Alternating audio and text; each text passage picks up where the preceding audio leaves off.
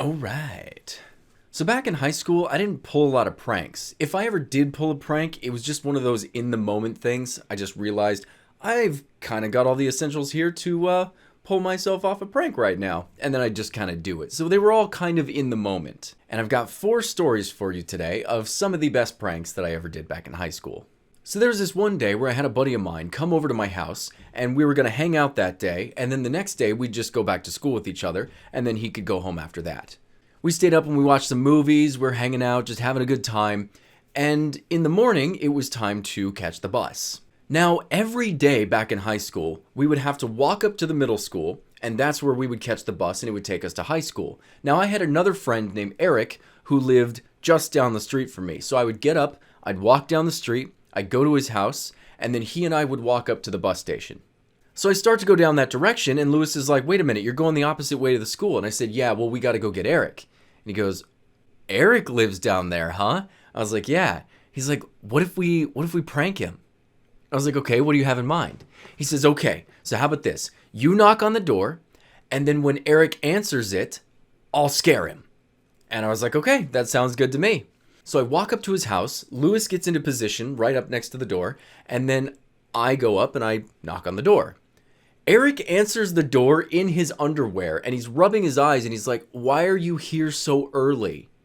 He steps out, and Lewis jumps out, tackles him to the ground, and pins him down.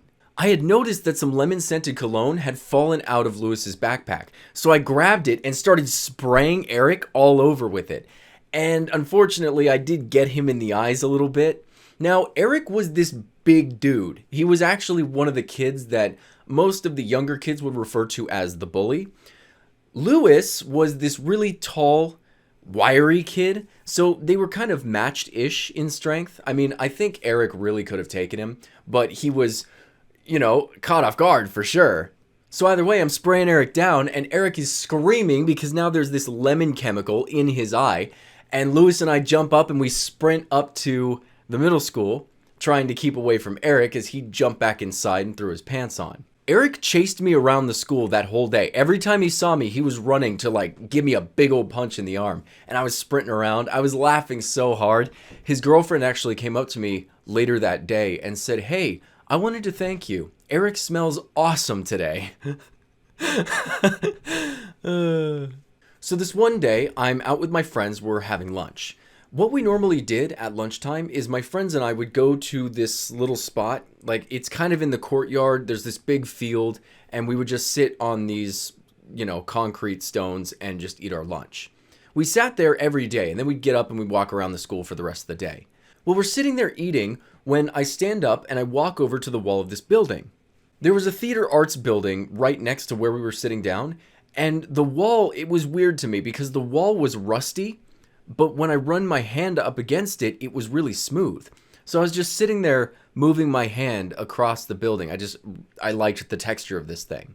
Well, I'm sitting there running my hand across it, and Gage walks up to me and he goes, so that wall gets a rub down, what about me? Now, as he said that, I had a carton of milk in my hand, and I had just swung it to throw some milk out into the ground. So what Gage sees is he walks up to me, you want to give me a rub down? And then he sees this white liquid shoot out of my stomach at the wall and splash up against it. And he's laughing hysterically and he's running away and he's like, oh my God, I'm so sorry. I didn't mean it. I'm so sorry. Oh my God. So that last story wasn't really a prank, and neither is this one. But I gotta tell them anyway because they are kind of short and they don't really fit anywhere else.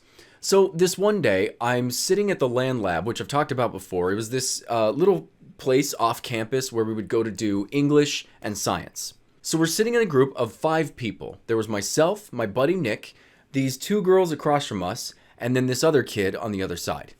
And the whole thing about this day, it was actually kind of weird. We were supposed to just read our books. We were not allowed to talk to each other. So everyone was silent. And we're sitting there reading the books. And all of a sudden, I hear Nick say, what a nice day. It'd be such a good day to go swimming.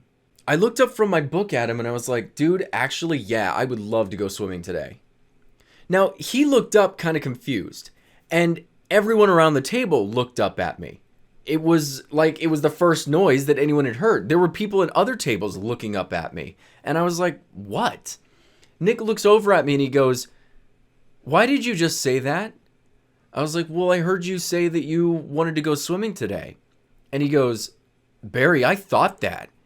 I didn't say that. I was like, what? No, you didn't. Come on. No, you didn't. And everyone at the table are all like standing there like, Barry, no one said anything. I was laughing. I actually couldn't believe it. I just laughed at them. You know, I thought they were dicking around with me. But Nick was like, no, literally, I don't know how you did that because I was thinking that. You just read my mind, dude. Like, I was thinking that, but I did not say that. And that was the story that everyone, I was like asking around, are you serious? And they're all like, he didn't say a word. This last story happened my junior year, and this is one of the better pranks that I ended up doing.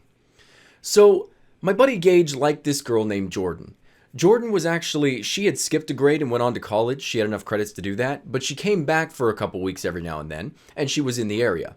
So we were hanging out around school, and I knew my buddy Gage liked Jordan. He had a thing for her, and even though she had a boyfriend, it wasn't really that big of a thing for him. He was like, I don't care, I want to be around her, you know, she's my best friend.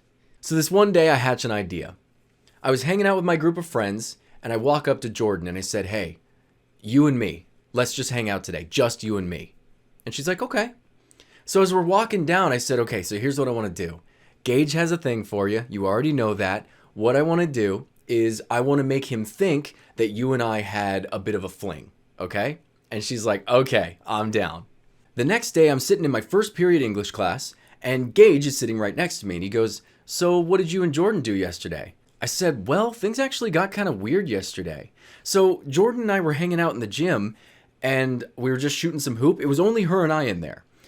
And so I walk up to the wall to go get some water. When she walks up behind me, grabs me by the shoulder, turns me around and pushes me up against the wall, and then she just kisses me. Gage is like, what? No, she didn't. I'm like, yes, she did. Now, there was a senior in our class named Michael who was sitting behind Gage, and he heard this whole story. He'd overheard it, and he was like, Barry, you stud. What the hell, man? This kid's a stud. And he just kept saying it over and over again. What a stud. Now, this pissed Gage off even more because, of course, he didn't want to hear the story, and he also didn't want other people being happy for it. And not only was this guy happy for it, Michael was the kind of guy who he was known by everybody. He was actually like a popular guy, but not popular in the way where he was like he wore the nice clothes, he was a fashion guy or anything. He was just one of those like, yeah, I'm hard. Yeah, you know, like that kind of guy. He had the nicest Mustang and he would park it in school. Like it was the nicest car in the entire parking lot. So he was just one of those kids. So the fact that he was all like up in arms about this was actually a pretty big deal. And when he was saying it in class, everyone was sitting there like, rock on, Barry. Well done, dude. They didn't even know what was happening, but they were just like, you're a stud, man.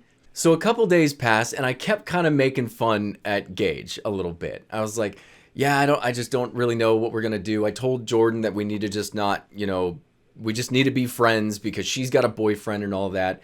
And this one day I'm sitting in that same class with Michael right behind us.